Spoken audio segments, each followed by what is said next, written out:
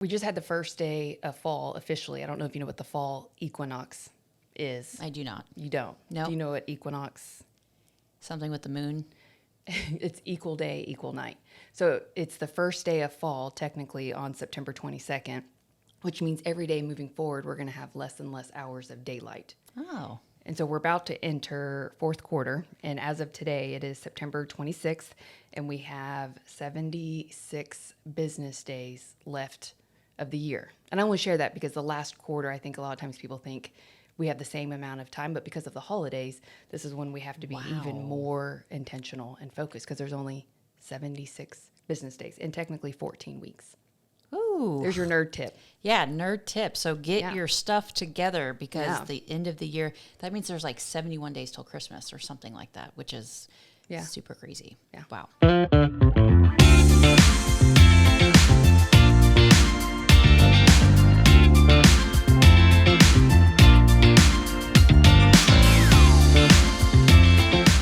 It's Monday. We just came off of that awesome event that we had with Coach Wayne. I don't know if many listeners know, but here locally, I mean, I think Wayne is one of the best real estate coaches that there is. Can I just say... What? You don't say his last name for a reason. Salmans. I knew when you introduced him, I was like, she's saying Coach Wayne and keeps saying tricky. Wayne. It's like Salmans. Yeah, it's like S-A-L. salmon. Like do you know how to spell salmon? Salmon. Yeah, it's tricky. It's like Salmon. that tricky L. Anyways, Coach Wayne came in. I was so honored because that guy flies around nationwide, coaches. I think he's coached over 6,000 entrepreneurs, and he came in for the Nerd Real Estate Agents, and I think really set the tone for what the next 12 months is going to look like. And it's a little doomy gloomy, I think, out there right now with all the news about interest rates and home sales and all that stuff. What did you think of the event? Well, so when Wayne used to coach for KW Masters Coaching, it was part of their Bold program. I've known Wayne for a couple of years and hosted and sponsored a few of those Bolds. And what I love about him is he's a practitioner in the space. He was a real estate agent in Alaska. He was one that was named 30 under 30 of the agents. So he actually speaks the language and has been in the trenches and works with loan officers and real estate agents. So what I thought was so timely about the message and what I've just kind of witnessed from some of the classes that I've been speaking at for real estate agents is we need leadership more than ever, like mindset coaching, because let's get real. I mean, it's going to be a cold winter, and the next 12 to 18 months is going to be challenging. It's going to be hard. But what I liked how Wayne opened is, think about some of the times when you were most proud. And a lot of times that comes from the biggest struggles and how you overcame those struggles when you can be proud. So yes, will these next 12 months be difficult? Absolutely. But could they end up being your best 12 months and helping you transform into being something greater than what you never knew that you could be? That's where the beauty of pain can come from. It can be a great portal of transformation.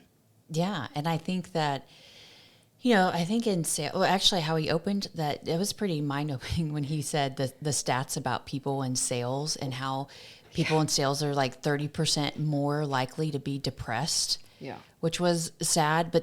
So it was like, we're more likely to be depressed, addicts. And then what did he say about ADHD? He was like, just turn to a neighbor if you forgot your pill. I'm sure there's a neighbor next to you that has an Adderall. But when he talked about the depression side of it, it made me think in sales, you're always compared to your last best month because every month it starts over again. And it's like, but what if your success meter was based on the impact that you were having for your families and not necessarily the number of families you helped last year?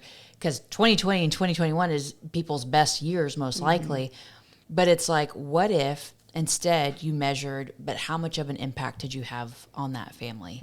And so I do think some of us are going to have to change what our success meter is to prevent going into that perhaps slump or depression. And so it's also to be mindful of, if you've got realtors in the space, friends, you might need to check on them more. If you're a consumer listening to this, you might need to check on your real estate agent. That's okay too. It's not just your realtor checking on you. You might need to check on your real estate agent or lender. Shout out for the lenders out there. We're in sales too. You know what I mean? But what were you gonna? So because I took a picture of that slide, it said depression, 30% more compared to 15%, ADHD, 29% more compared to 5, addiction, 12% more compared to 4, and bipolar diagnosis, 11% more compared to 1 Wow. when you're in sales. And so I think that's just what you said is exactly right. I think a lot of times we put pressure on ourselves to be so results focused. And any interview that we do, it's always about, what's your volume, how many units, when you lose sight on the bigger picture of the transformational memories that you get to help a community create by having a home. And we're going into the holiday season, and it may be some of your clients' first time ever hosting Thanksgiving, which is a big deal for some families, or they're thinking about where they're going to put their Christmas tree, or their newborn baby that they had bought the home for and prep that now has a nursery, now has a baby in the nursery. And so there's a lot of exciting things beyond just building wealth through real estate, but also the memories and the sense of community that you can dive deep on with literally the communities that most real estate agents and mortgage people are helping people create. So, yeah. Let's share some of the tips, because I've got your notes are way fancier. Look at mine. You have a chicken scratch. Listen, what the hell is that? Don't judge ridiculous. If you can see this. I tried to disguise it by making it look like it was this is a spiral. True sign of just our relationship. It's okay. It works. So some of the takeaways that I wrote out, and then you can share maybe some of yours. But so one thing was the people who can tackle the biggest problems get paid the most. These next 12 months, there's going to be realtors who are either the accusers, excusers, or the choosers. Which I thought was really cool. And then for me, what I really liked is when he asked the question, like, what are you going to allow for your recovery time? So let's say you're an agent or even a loan officer, and let's say you missed out on 2 deals back to back. I think in these last 2 years, you could have been, salty about it for a week, and then you would have had another opportunity, and you could have regained that confidence. But your next opportunity might not come as quick as it did. So he asked the question, what are you going to allow for your recovery time? If it was a week, it probably should go down to a day and maybe get it down to an hour so that you don't slip into that depression side. But I really liked asking that question of, what are you going to allow? How long are you going to allow? Maybe it's you call your sister and you vent about it for 10 minutes. And then I'm going to be like, Deborah, you can't go call 4 other people and vent about it. Like, put it to rest, move on to the next thing, and focus on what you can control, not what you can't control. You know what I mean? You're such a dude. Whenever I call to vent to you, you're like, usually you go into solution mode. And it was funny. Cece's in the back of the room right now laughing because she knows you immediately, I came in, I was in a rotten mood this morning. I own it. I was not stinky. I wasn't and usually I'm pretty good at being able to wake up and each day is a new day and I'm grateful, and I don't know if that's like a short-term memory. Semi-annoying, but yeah. And today you did a much better job. You're like, do you want me to go into this solution or do you want to just vent right now? And I will say, even with your team members, so those of you who are leading a team, whether you're the team lead of a real estate team or loan officer team, it's important sometimes. Some people, it's like, when you're ill, you just need to get it all out. You need to, don't let any of it sit in your tummy. You've got to be able to get it all out and then be done with it. So I'm working on closing the gap of recovery time. It helps when you surround yourself with people who believe in you and are your hype crowd. So Cece, Adam, thank you.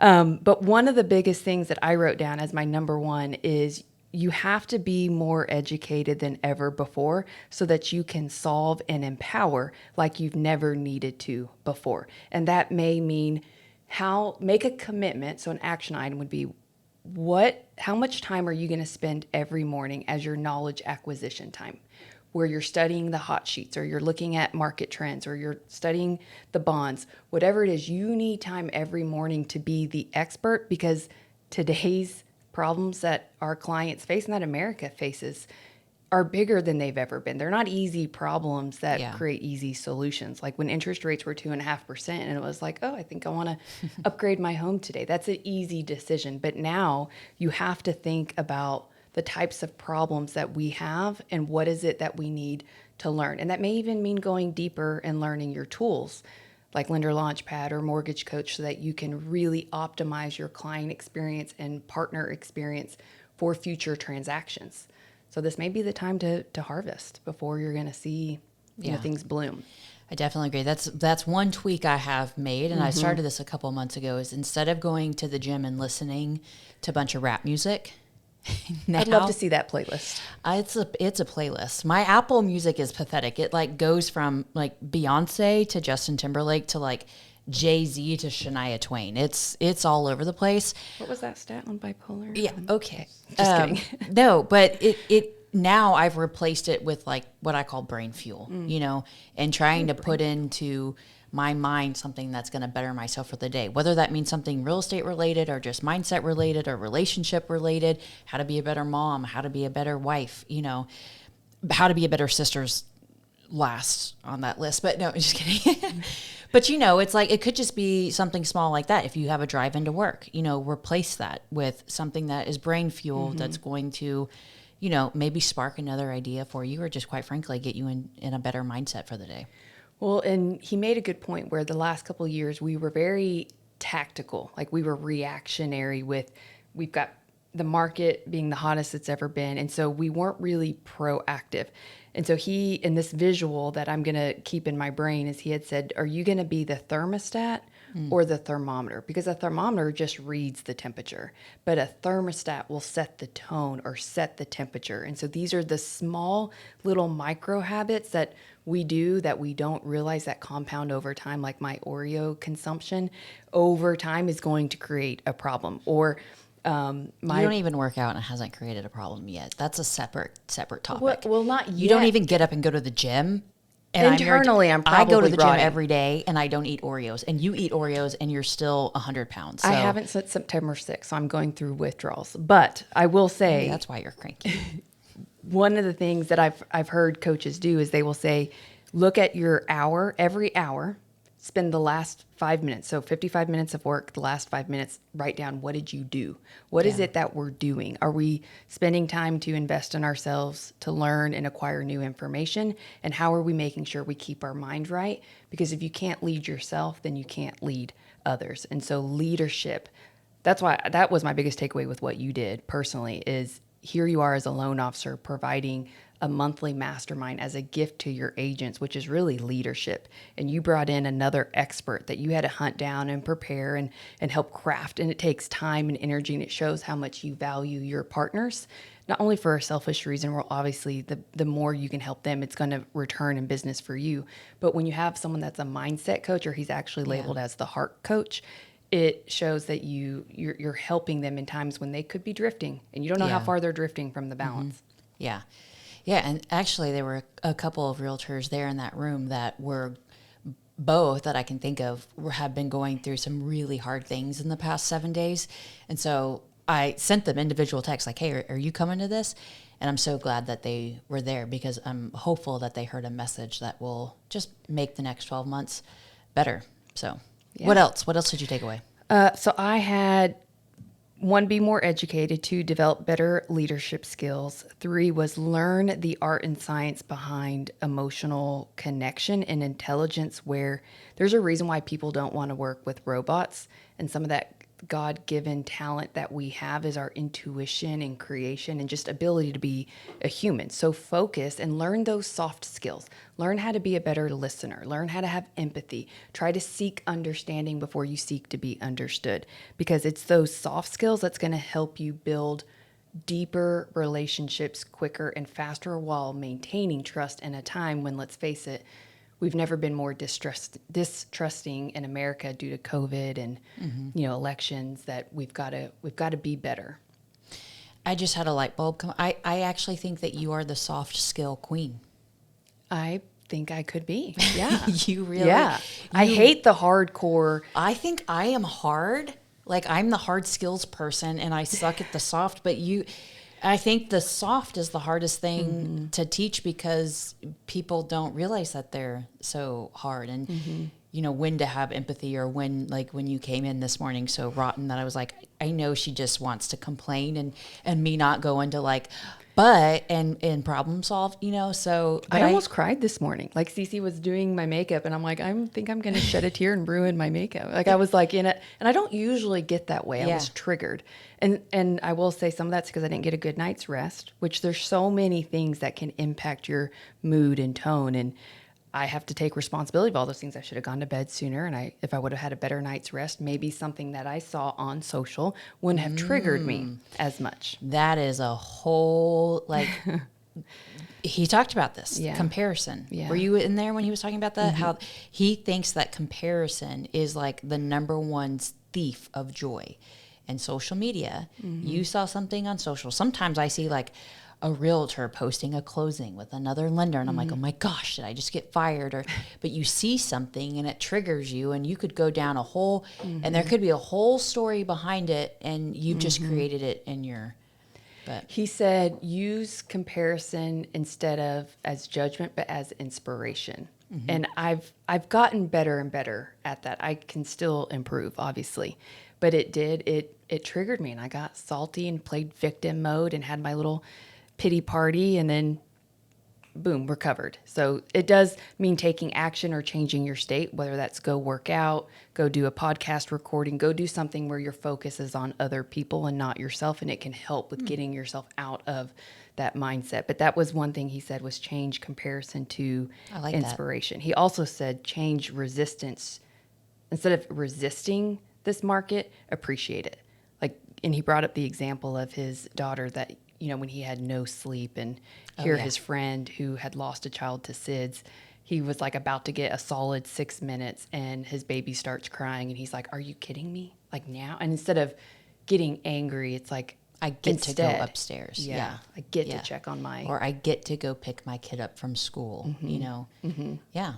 It's obviously easier said than done. But that's what he talks about, is like, you have to check yourself when you start going down that path. It's okay, you're human. Go down the path, but then recognize it and reframe. I thought that was good. The other thing, I just remembered this about leadership, and you do a really good job of this. Part of being a great leader is being able to share truth without having emotional attachment. So yes, you do loans, but you're very honest and quick to tell people when maybe they shouldn't buy. Like, buying right now may not be the best solution for your challenge right now, and here's why. So not having a selfish motive when you are sharing things or leading people, and this includes our clients, which it's hard because, you know, we have to put food on the table. But if you can be remembered during these next 12 to 18 months and really think about how do you even want to be remembered? How could you make these next 12 months your best? Could they be your best? And what would have to happen? What are the skills you'd have to learn? What are the things that you're going to have to do to then achieve it? And I do think the best leaders are the ones who don't put certain framing, borderline manipulation around the narrative to receive a selfish gain, because it can be confusing when you tune in. I mean, all these economists sound the same. They sound super smart, but they're all telling a different story, and it can be really hard. Yeah. And I mean, you've got 76 days left of the year. So that's what you need to be spending these next times with, is like, what tools do you need to be developing? Quite frankly, what partnerships do you have right now? If they're not leveling up, if they're not helping you, if they're not helping articulate things to your client, like, you might need to level up your circle and level up your partners. Bye. What else? Wrap us up. What else you got? Another one was be the voice, not the noise. And he did that whole blindfold example. That was cool. Where if you guys could picture someone in front of a room, and picture a big room of like 100 people, and the person in the very front, he put a blindfold around her eyes and said, your job is to walk from here to the door. And everybody else in the room, all 100 people, are yelling at her to tell her where to go because she can't see. And when she took some were like, to the left, no, take 2 steps to the right. Yeah, and it was very loud. And so when he took the blindfold off, he had asked her, you know, how did that feel? And she's like, well, she really couldn't hear anybody because it was just a bunch of noise. There wasn't anyone being the voice guiding her. And so in a space like social media, I think what's important is, are you going to be the voice and have value, which the algorithms are getting smarter. They're now really assessing what is it that people want to see. And they're going to tune you off. If you're a channel that's just noise because you think quantity, quantity, quantity, and you're not bringing quality or talking about the real problems of today because you just have canned marketing that's going out that's still talking about things that's kind of like evergreen content, it's not going to resonate with what the people need. Yeah.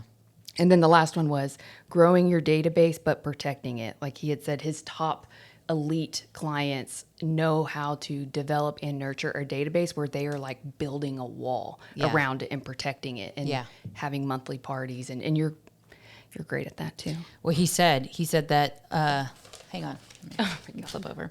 Ridiculous. He said that the number one way that his top producers are growing their business right now is that they have changed to doing events twice a month. And it doesn't have to be, I think there's so much social pressure to have these extravagant events. I'm having Carter's very first mom of the year, very first birthday party where we're actually inviting friends and not family this weekend. And I'm like, okay, I've got to get like cake and like all these things. And it's like, it doesn't have to be this massive orchestrated event. It could just be, what did he say? Like a get together of people and they had a donation for a certain charity. And so sometimes I think we have to make it these big extravagant things. And if you do that, you might do that a couple of times a year versus just these small little get-togethers twice a month, and you're making a more meaningful impact. So that was a lot of what I took away is like, what meaningful impact, circling back to what we talked about this morning, is like, I don't know if you guys caught my Instagram post on Friday, but I was talking about how there's so many people focusing on mortgage rates, and yet the federal funds increase the federal funds rate, which is not a direct correlation to mortgage rates. It's semi-indirect, but what does impact the federal funds rate going up is credit cards, loans, auto loans. And I heard this morning that Americans are in the most credit card debt that we've ever seen. And so when I'm talking to clients, we're doing a full-blown budget analysis, not a pre-qual. Pre-qual is now the second step. The first step is, let's just see if it remotely makes sense. You have a 2.875 mortgage rate. Why in the world would you give that up? Well, let's take a look. You've got this credit card at 14%, this one at 12%, this car loan at 4.6%. So the total cost, not the blended rate, but the total cost that you're paying is just over 8.6% on your debt. So what if, Mr. Customer, we doubled your mortgage rate, but by selling your house and buying, you kept the same type of house, same square footage, but we were to wipe out all this other high interest debt that is keeping you up at night, that is just growing and growing and growing. And why do people's credit card debt grow? Because they don't have any money. And so That's a good point. Even if your mortgage rate is doubling, this is what I tell clients, if I can show you a way to save you money and stop the bleeding of these credit cards, that's just, it's a bloodbath. But that meant doubling your mortgage rate, but still saving you $250 a month. Would that be a better financial position for you and your family? Yes or yes? Yes. Okay. And then when rates come down, which nobody knows when, but it will happen when inflation comes down. So when rates come down, then we can adjust that rate and then ultimately increase even more cash flow. Is that a better situation for you and your family? Yes. So don't get so laser focused on just comparing mortgage rate to mortgage rate. There's a way bigger issue that's out there, and that's where working with true advisors. And so what we're doing with real estate agents is we're like, hey, it's not referring them to a lender as a pre-qual.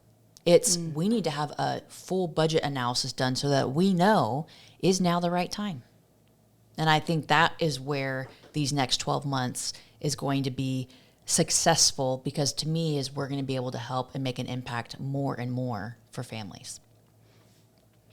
I agree. All right. So, What's the fun? Yeah, we have a question, right? yes. Adam, can you read us our question? Yes, we got a question that says, which one of you were more competitive growing up? Okay. More competitive. Or how competitive were both of you? Did you think we I just Would you think- like to see the scars?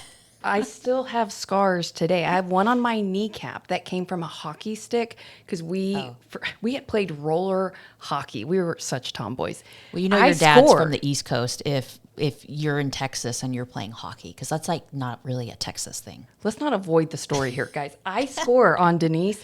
It's like a Tanya little pissed Harding off. style. Like It was very takes Tanya. the hockey stick to my Yeah. knee, and I Yeah. have a scar Yeah. on the butt. So we weren't even allowed to be on opposite teams when we played because we were out for blood. Yeah. To answer the question, we were super competitive. I don't know if one was more competitive than the other. My crazy gene was ignited when I got pissed. So if I was ever playing a sport, or as soon as you made me mad, it was like this sweet, innocent Deb. It was like the psycho came out where I'm like rolling those sleeves up. I'm like, all right. Yeah, You know. those little. That's the one story I was going to remember. Is I remember in high school when we were guarding each other, and our coach was like, "Okay, enough! Like, you guys cannot guard each other any longer because we, in the middle of like a scrimmage, we're literally wrestling on the floor because we're wanting to kill each other, and no longer became basketball. It was, so yeah, I think a little bit competitive. but- Very. I still have scars, people. All right. Well, that concludes our podcast. Thank you guys so much, as always, for tuning in. Make sure you hit the like, subscribe, follow us on social, and keep those questions coming in, any topics coming in. And then our next guest, I can't wait. We won't tell know. them, but I Yeah. can't wait. So thanks. Until next time. Bye, guys.